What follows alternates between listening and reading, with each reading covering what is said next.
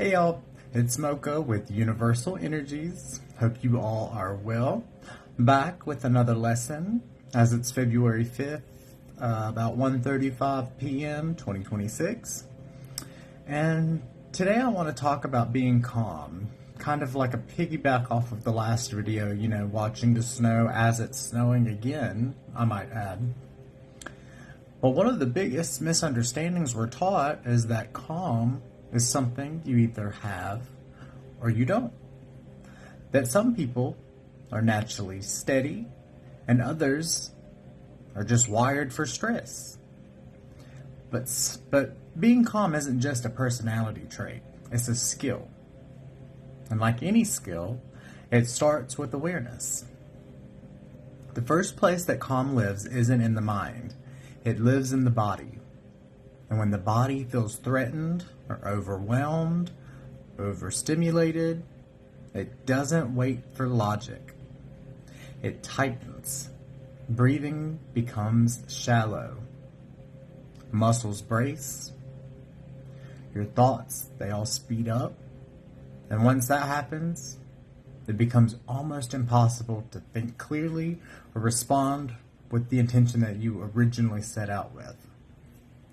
That's why something as simple as breathing matters so much. Kim and I have talked almost in every video that how important it is to take a deep breath. Take more than one. Take as many as you need. Breathing is the fastest way to communicate safety to your nervous system. When you slow your breath, you're telling your body, I'm here, I'm okay, and I don't need to be on high alert right now. And the body listens. You don't need a perfect environment to practice this. You don't need silence or candles or a special moment. You just need to notice when your breath has gone shallow and gently deepen it. One slow inhale in through the nose, one longer exhale out through the mouth. That alone can interrupt panic. It can soften any tension and bring you back into the present moment. Calm doesn't mean pretending things aren't hard, especially with how much bad news we get thrown on the daily, by the hour. It just means you're giving your body enough regulation to handle what is hard.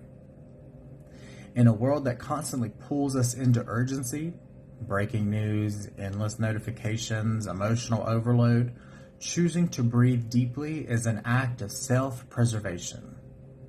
It's how we keep our systems from burning out, and it's how we stay connected instead of being reactive. The lesson today is to stop waiting for peace to arrive on its own. Practice it in small ways. Practice it in your breath. Practice it in the pause before responding. As a drag queen, one of the things we used to do is compete in pageants. And I used to. There's still drag queens that compete in pageants. But during the Q&A segment, the judges can't start judging you on what you say in response to their question until you start talking. So pause before responding. Big thing. Every time you slow your breathing, you're building your resilience. Every time you choose presence over panic, you're strengthening yourself. And every time you come back to your breath, you're coming back to you. So today, remember, you don't need to fix everything, and you don't need to carry everything. You just need to breathe on purpose. That's where calm begins. We'll see you again soon. Until the next lesson. Bye. Have a good day.